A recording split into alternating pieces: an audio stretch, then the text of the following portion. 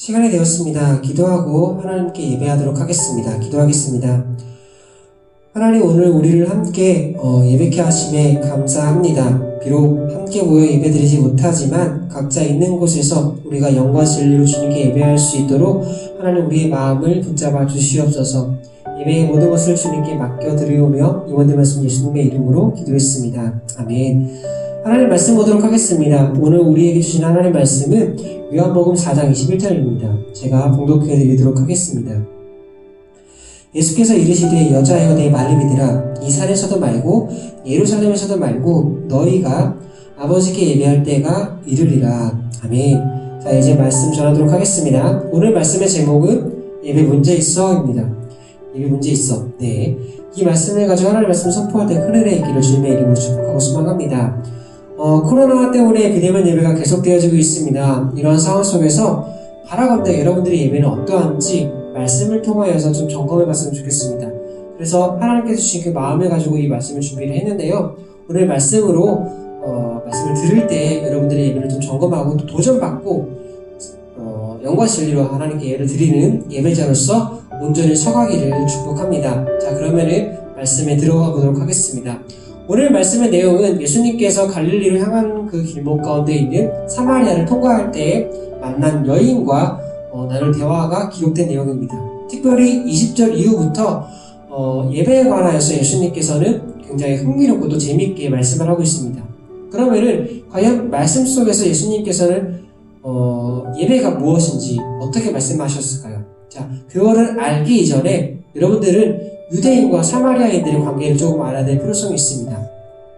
원래 사마리아인들과 유대인들은 한 민족이었습니다. 그런데 솔로몬 이후에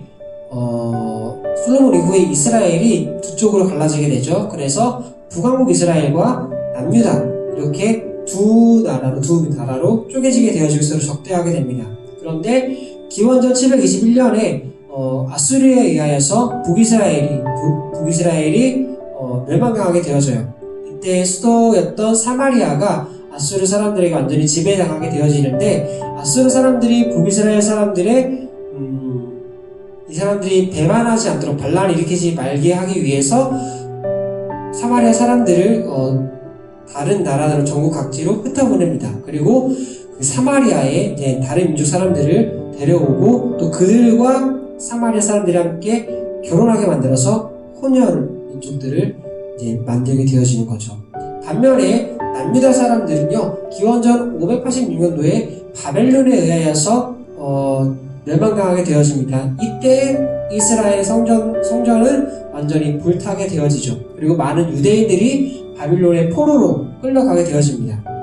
시간이 굉장히 많은 흐름 후에 이제 다시 남유다 사람들이 예루살렘으로 복귀를 하죠. 그런데 이 과정 속에서 사마리아와는 다르게 자신들의 순수 혈통을 남유다 사람들은 지키게 되죠. 그래서 스스로를 거룩한 씨앗이라고 여깁니다. 반면에 당연히 사마리아 사람들은요, 혼혈족으로 완전히 규정해버리고 더 미워하게 된 거죠. 그래서 사마리아 사람들과 이 유대 사람들은 가뜩이나 원래 서로 싸우는 사이였는데 이 일 때문에 더 서로 싸우게 되어지고 미워하게 되어집니다. 자, 다시 이제 그쪽으로 들어와서 남유다 사람들이 이제는 파괴된 예루살렘 성전을 다시 재건하려고 그렇게 노력을 하고 있어요. 그런데 이때 사마리아 사람들이 먼저 와가지고 본인들이 도와주겠다, 함께 하자라고 이야기를 합니다. 그런데 남유다 사람들이 어떻게 하죠? 유대인들이 거부해요. 왜냐? 본인들은 순수한 혈통이 순수한 씨앗이고 너네들은 혼혈한다. 어떻게 우리가 함께 할 수 있냐? 완전히 다른 민족 취급해버립니다. 그러자 화가 난 이 사마리아 사람들은요, 그래, 그럼 우리도 우리만의 성전을 만들어서 하나님께 예배하자라고 해서 한 산을 선택해서 그곳에 성을 쌓는데 성전을 만들기 시작을 하는데 그 산이 바로 그르신 산입니다. 그곳에서 이제 성전을 완성을 시킨 다음에 사마리아 사람들은 그리심 산에서 예배를 드리게 되었고 이 유대인들은 예루살렘에서 예배를 드리게 되었죠. 그런데 여기까지만 해도 괜찮았는데 이제 이 남유다 왕국이 돌이킬 수 없는 다리를 건너게 되어져요. 그게 무엇이냐면 이 마지막 통치자인 요한 힐카로스라는 사람이요, 기원전 128년도에 그리심산에 있는 그 사마리아 사람들의 성전을 파괴시켜버립니다. 더 이상 회복할 수 없는 관계까지 이르게 된 거죠. 그리고 그 관계가 흘러서 예수님 시대까지 쭉 이어지게 된 거예요. 그래서 이 사람들은, 유대인들은 밑에서 갈릴리로 향할 때에 중간에 있는 사마리아를 통과하면 2, 3일이면 가는 그 거리를 일부러 멀리 돌아서 가게 되어집니다. 그 거리를 유대인인 예수님은 그 사마리아를 그대로 관통하셨던 거죠. 그 가운데서 사마리아 여인을 만나고 그리고 예배에 관하여서 이야기하는 사건이 바로 오늘 본문 말씀의 내용이라는 거예요.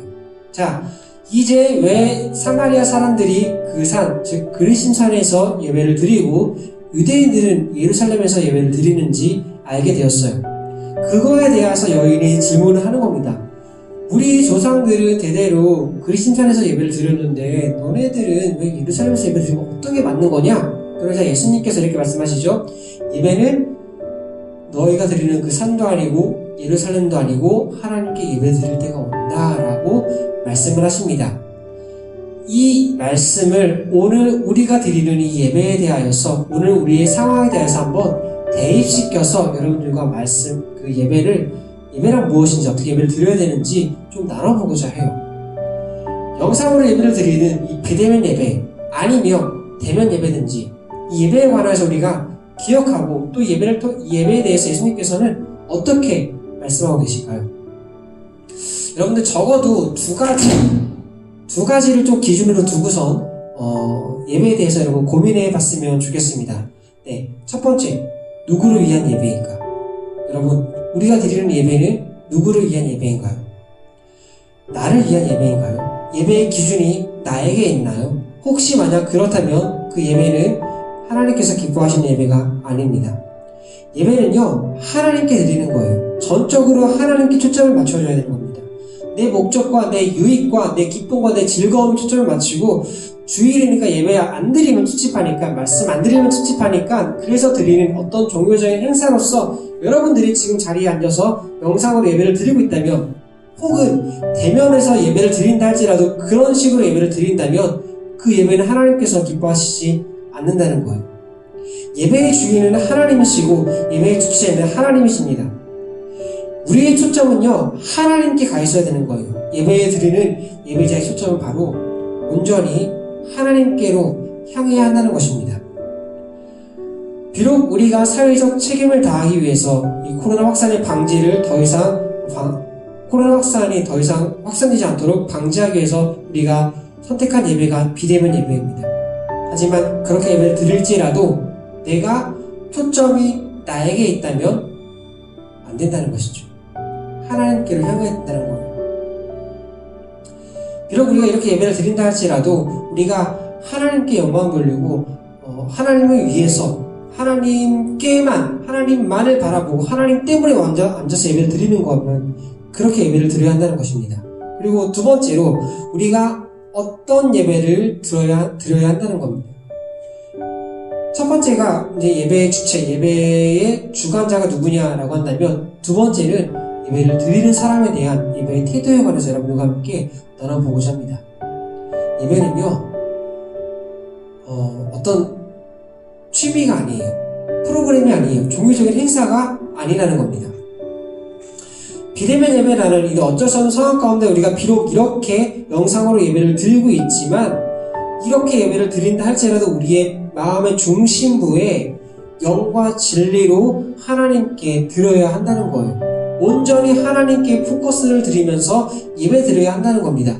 여러분, 우리가 처음에 영상으로 예배를 드렸을 때는 어떻게 예배를 드렸죠?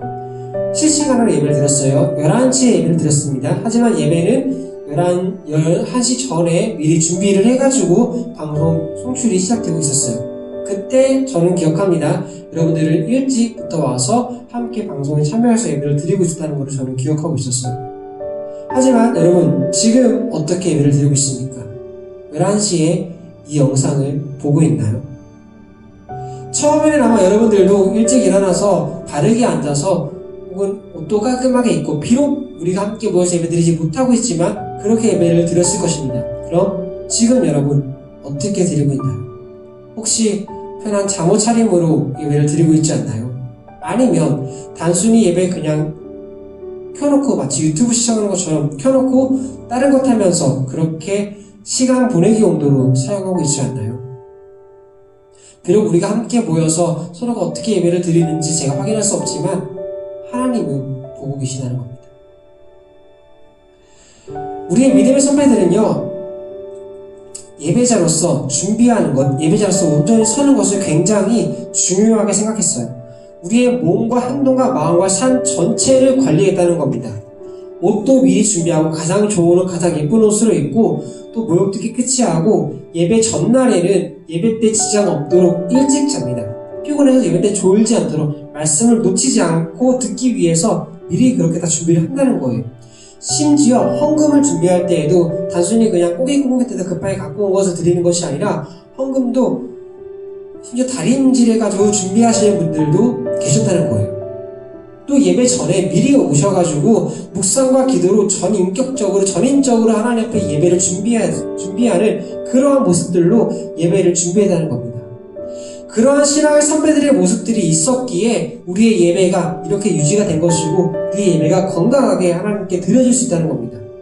하지만 오늘날 우리의 예배는 어떻습니까? 이러한 준비됨이 철저하게 지켜지고 있나요? 산만함과 분주한 가운데서 예배 준비가 생략되어지고 바로 앉자마자 예배가 시작되는 상황들이 일어나고 있지 않나요?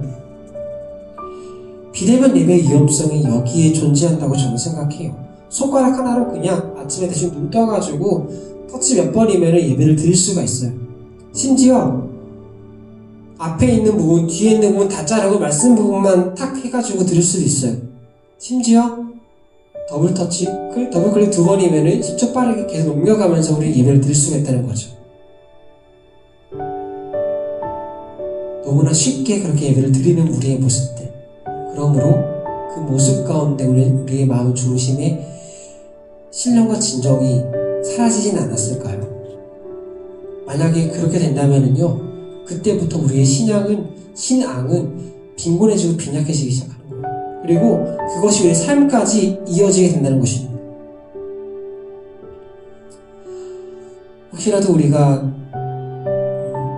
그런 준비된 모습이 사라지고 예배자가 아닌 그저 하나의 유튜브 청취하는 그런 청취자의 모습을 시청하는 시청자의 모습으로 있는 것이 아닌지 한번 돌이켜보고 점검해 봐야 된다는 겁니다. 이제 말씀을 정리하도록 하겠습니다. 모일 때가 있고 흩어질 때가 있습니다. 지금은 우리가 흩어져서 예배를 드려야 될 때인 거죠. 하지만 때가 차고 또 시간의 흐름에는 분명히 코로나 또한 지나갈 것입니다. 그리고 비대면 예배가 아니라 대면으로 다시 모여서 예배를 할 겁니다. 하지만 지금은 우리가 각자 있는 자리에서 하나님께 예배를 드리고 더 나아가서 이러한 시간을 통하여서 하나님 앞에 우리를 조금 돌아보는 시간을 가져야 합니다. 그래서 대면 예배를 잠시 멈추고 비대면 예배를 통하여서 임시로 장소를 변경할지라도 우리가 드리는 예배가 하나님 앞에 온전함으로 드리게 된다면 분명 하나님께서 그 예배를 기뻐 받으신다는 것이죠. 예배 드리는 장소요, 예루살렘, 그리심산, 그것이 중요한 것이 아닙니다. 이거보다 훨씬 더 중요한 것이 있다는 것이죠. 그것이 무엇입니까? 예배의 주체자, 누구에게 예배를 드리는 것인가? 그리고 예배를 드리는 우리가 어떠한 마음으로, 어떠한 모습으로 예배를 드리고 있는 것인가? 만약에 이것이 실패한다면 우리의 예배가 실패한다는 것입니다. 그 예배가 무용지물이 될 수 있다는 것입니다. 예배는 하나님과 나와의 관계예요. 수직적인 관계죠. 우리가 영과 진리로 하나님 예배할 때 하나님께서 부어주시는 은혜가 있단 말이에요. 그리고 그게 받은 은혜는요, 이제 우리의 삶 속에서 흘러나가게 된다는 거예요. 그리고 그것을 통하여서 세상의 빛과 소금의 역할을 감당한다는 거죠. 만약 우리가 세상과 빛과 소금의 역할을 감당하지 못하고 있다면 그것은 우리의 예배가 실패했다는 것이 아닐까 하는 생각이 들어집니다.